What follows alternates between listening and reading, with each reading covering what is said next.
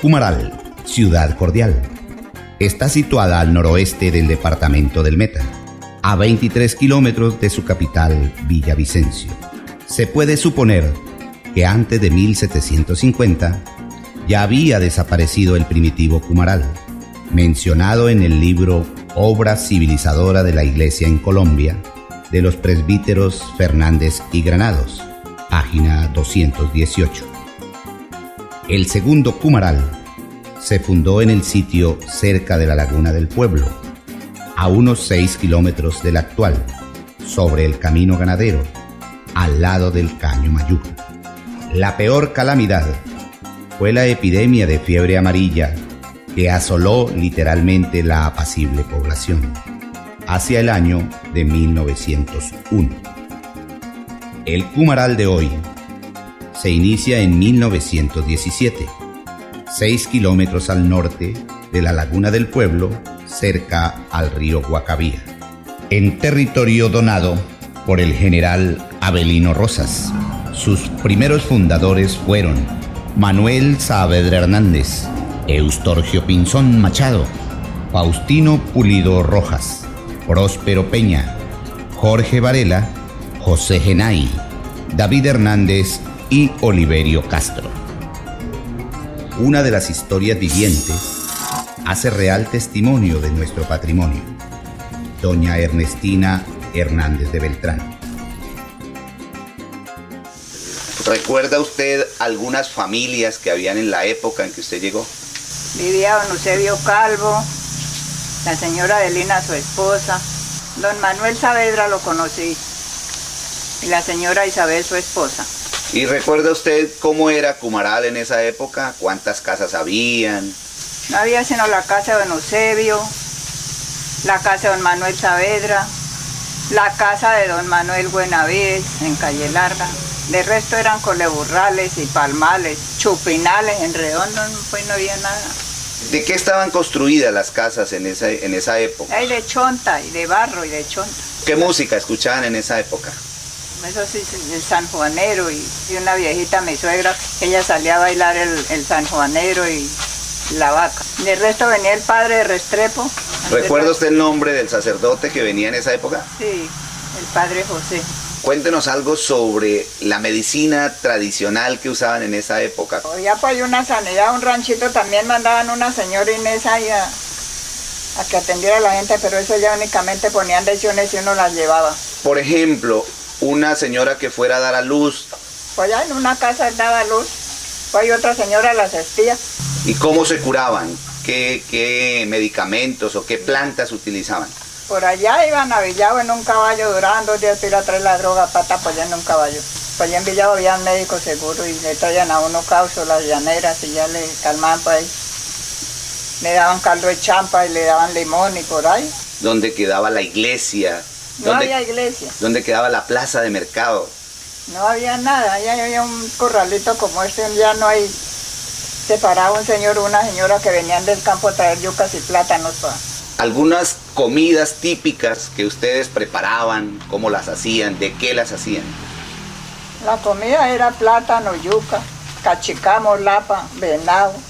La carne era venado, cachicamo, lapa, que eso llegaban al patio. Las hallacas, mi mamá las hacía matar un marrano ahí como criaban ahí sueltos en la montaña. Le echaba de todo, le echaba recado, preparaba la masa, cocinaba el marrano y echaba la masa, lo envolvía en hojas de plátano, lo ponía a cocinar.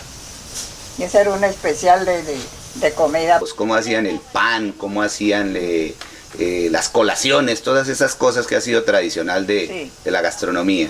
Eso se hacían de maíz, moler el maíz, cernirlo, echarle manteca y mantequilla, azúcar y huevos. Y a la masita casi seca y apachurrarla así larguita, apachurrarla y con un tenedor hacerle muelitas a las colaciones. Y un horno de tierra que hacían. Bueno, ¿y qué recuerda o qué diferencia encuentra usted entre lo que era esa época y lo que se vive ahora? Hay la misma solidaridad, hay la misma convivencia. Ahora que todo lo hay, pero la gente es muy floja, eso no trabaja en nada. Nosotros hoy nos hacían trabajar. Había que ir a coger arroz, había que ir a coger maíz. Mi papá llegó a esta tierra y ahí mismo se metió a las montañas a arrozar y a sembrar. A coger arroz, a coger maíz en esos solazonones. Se metió a sembrar cañales, eso hacía panela, hacía miel, eso era el que primero le vendía. Llegaba la gentecita de Comaral a comprar. Y echó a llegar gentecita a Comaral, ya después echó a resultar gente. De Medina se venían, otros por allá de arriba y así. Echaron a limpiar a Comaral y ya echó a mirar más gentecita en el pueblo. En esa época todo era más sano, más tranquilo que ahora. ¿O usted cómo ve ahora la situación actual, lo que vivimos? Tranquilo, cuando nos llegamos aquí era muy tranquilo, porque no había, se escuchaba de nada, de peleas, de nada, ni de robos, ni de nada. Cada uno vivía en su ranchito y amanecía todo, porque eso era lóbrico.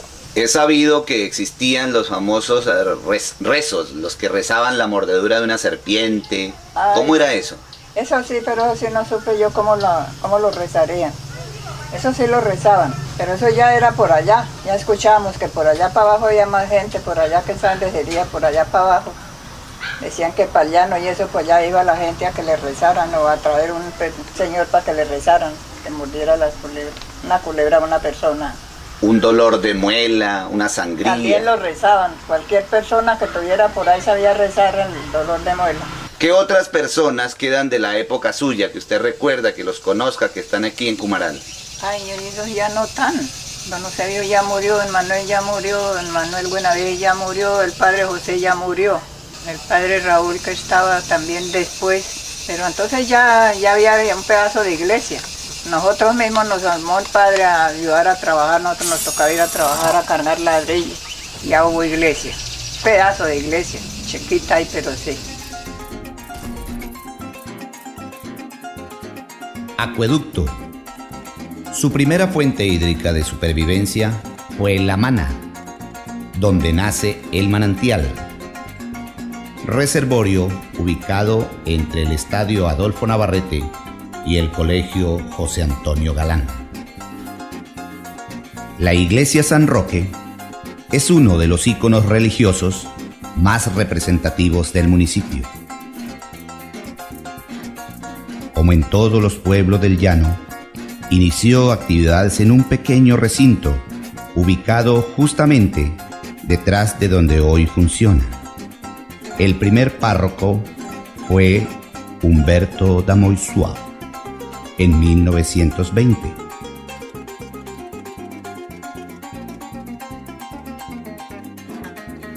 Chepero, posada de obligatorio destino para las grandes ganaderías procedentes de Arauca y Casanare, que después de largas y extenuantes jornadas culminaban sus arriesgadas y fascinantes travesías, descansando a orillas de las Madreviejas y mitigando su sed en las resacas de cañadas y de ríos.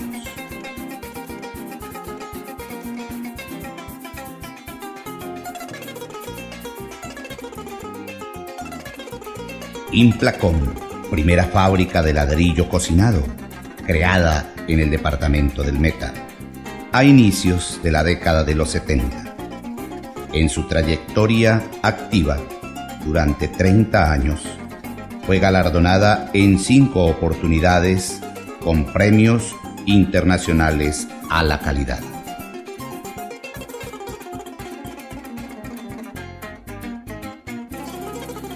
Estadero La Estaca, legendaria bodega productora del tradicional queso 7 cueros, panelitas y otras delicias lácteas. Los primeros moradores construían sus casas con materiales nativos, como palma, chuapo, bareque, barro, madera, entre otros. Las hacían amplias y frescas, con un diseño muy personal, propio de la época, al igual que sus utensilios de trabajo.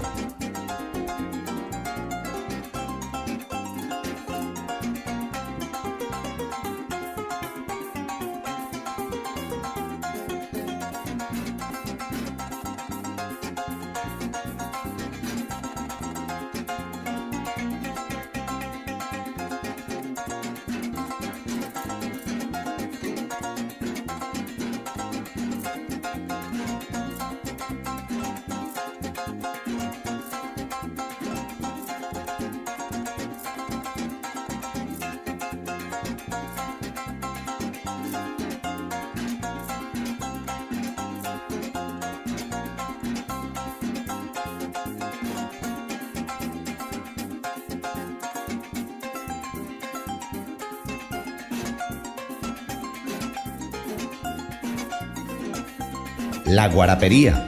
Era la guarapería el lugar de encuentro de los campesinos, donde comercializaban sus productos. Luego departían y contaban sus anécdotas jocosas, tristes y hasta esperanzadoras. El molino, principal centro de acopio de productos agrícolas tales como el maíz y el arroz. El matadero. Por ser Cumaral un gran productor de ganado vacuno, se hacía necesaria la construcción de un lugar destinado al sacrificio de estos. Estaba ubicado en la margen derecha, a la entrada del pueblo. Marco Antonio Guatavita Guevara, más conocido como Guatava, nacido el 10 de mayo de 1910 en Puente Quetame, Cundinamarca. Ha sido uno de los primeros moradores de Cumaral. Fue el primer recolector de basura. Lo hacía en una zorra o vehículo de tracción animal. Era el encargado de llevar las comidas a los presos. Durante 80 años fumó tabaco en una pipa rústica o churumbela, como coloquialmente le llamaba. Nos cuenta Guatava que el primer cementerio estaba situado en el terreno donde hoy se construye el hospital y llegaba hasta el Banco Agrario. Instituto Agrícola de Guacavía, fundado en 1947 para la formación de campesinos agropecuarios, y luego fue establecida la modalidad de prácticos agropecuarios, para lo cual se debía cursar y aprobar hasta el 4º grado de bachillerato, siendo en 1981 su última promoción. Fue a partir de este año que se inició el ciclo completo de bachilleres agrícolas. Tiene el orgullo de ser la primera institución departamental en la modalidad agropecuaria. Puente Guacavía, con más de medio siglo de existencia, sirve como vía de comunicación peatonal y caballar entre el Meta y Cundinamarca. Plaza de Toros. La Plaza de Toros Jorge Herrera Escandón, construida en los años 70, le valió el reconocimiento en su momento como la capital taurina del departamento del Meta. Puente Yarí, primer puente peatonal construido en cemento para comunicar el casco urbano de Cumaral con las veredas Yarí, Sardinata y San Antonio. Manga de Coleo, para la práctica ancestral de las actividades propias de la cultura llanera, fue construida la manga Hernán Braidy Braidy, donde se desarrollan las faenas de coleo, vaquería y trabajo de llano. Nos encontramos en la finca El Pantalón, propiedad de don Vicente Leal Bejarano. Me causa curiosidad, ¿por qué el nombre del Pantalón, don Vicente? Porque la componía o la integraban dos mangas. Mangas, lo que se llama dos potreros pequeños en el llano. ¿Es usted nativo de Cumaral? No tuve el honor de haber nacido en Cumaral.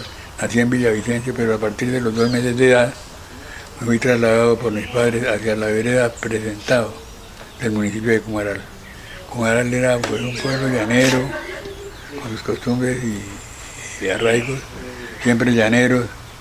Las calles eran con pisos de tierra, engramadas, y algunos, claro, como todos los pueblos, engramadas y a veces con agua y barro y a veces con polvadera. Las casas estaban construidas, la mayoría, en pared de bareque o adobe, techadas con palmas, algunas con lijado y con algunas ya con zinc, ¿no? Generalmente el domingo era día de mercado, la carne la vendían en casetas de unas mesas y con unos tolditos.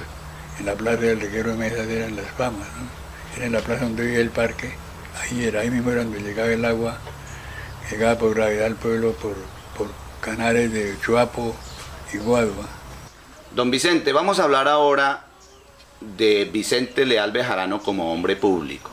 ¿Cuál ha sido su trayectoria en Cumaral? ¿Por dónde empezó usted su vida pública? Pues la primero que me picó la inquietud un poco por la política, que era entonces, era muy usual para intervenir en todas las cosas cívicas, generalmente tenía que hacer política o representar a un partido político. Yo principié por la Junta de Acción Comunal del pueblo, en la cual se hizo la Plaza de Toros, hicimos la Plaza de Toros, y luego concejal, luego diputado suplente a la Asamblea del Meta, cuando ya fue elegido en el departamento del Meta, y posteriormente alcalde. Esa fue mi última. Después volví al consejo, pero ya en forma fugaz. Don Vicente, ¿recuerda en qué época fue usted alcalde de Cumaral? Y como no, en el año 1970. Como alcalde, antes de ser alcalde, gestioné la construcción, la creación del colegio José Antonio Galán.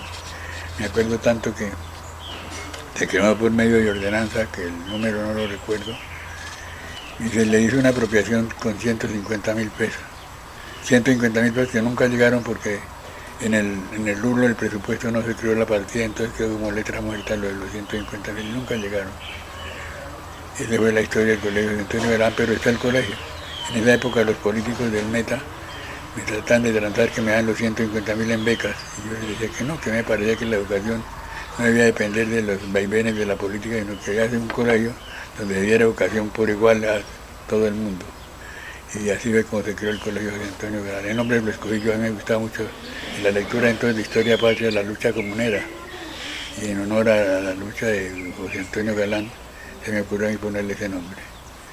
Después, como alcalde en el año 1970, pues Cumaral, como te digo, las calles eran todas, seguía siendo un Cumaral viejo en el aspecto de sus calles, todavía empedradas, balastradas algunas y otras en barriales.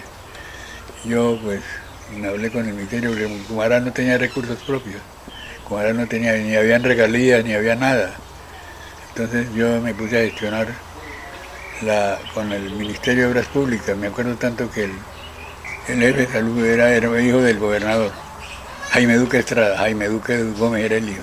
El gobernador era Jaime Duque Estrada y el hijo era Jaime Duque Gómez, que era el director del Instituto de Carreteras. Y me puse yo a presionarlo hasta que me ayudara con bulldozers, con motoniveladoras, con la asistencia técnica, con laboratorio para la construcción de hiciera con toda la técnica de la calle. Y una vez le digo al papá, o sale el alcalde de Cumaral o me van a sacar a mí por peculado, yo no puedo invertir fondos del Ministerio de Obras en las calles públicas.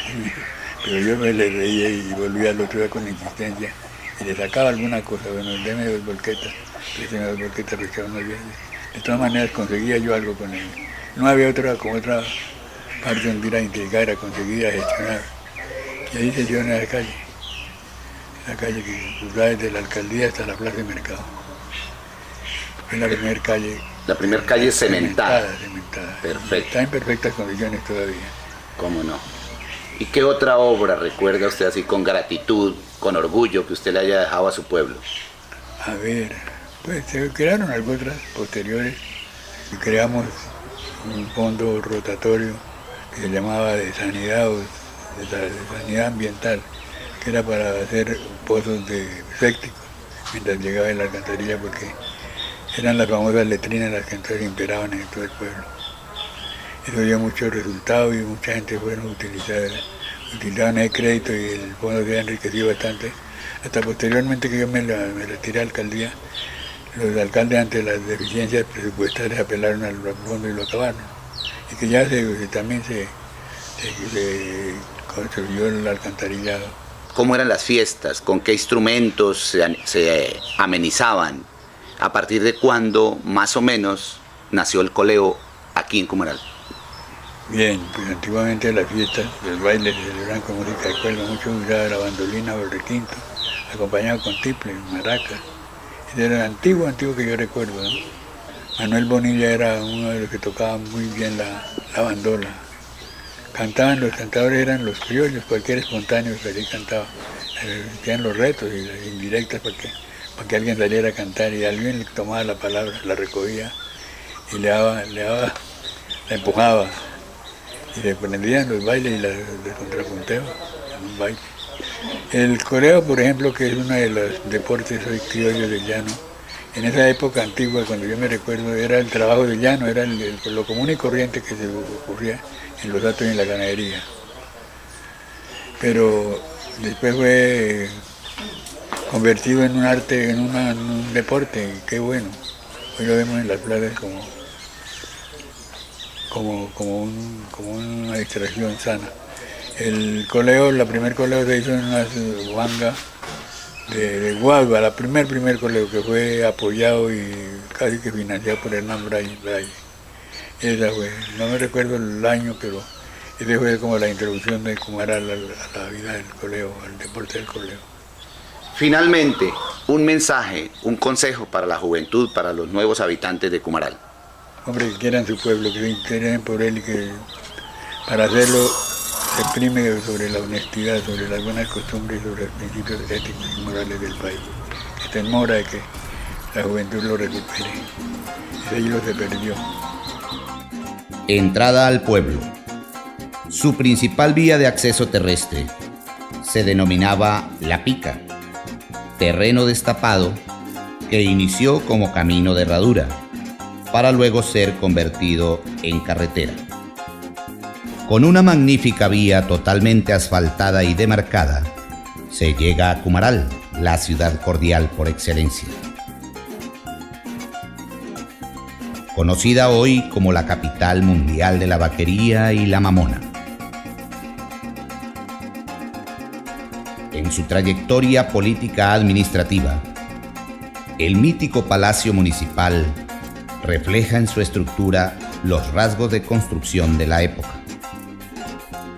Ha sido dirigido por 34 alcaldes nombrados por decreto y 9 mandatarios elegidos por voto popular.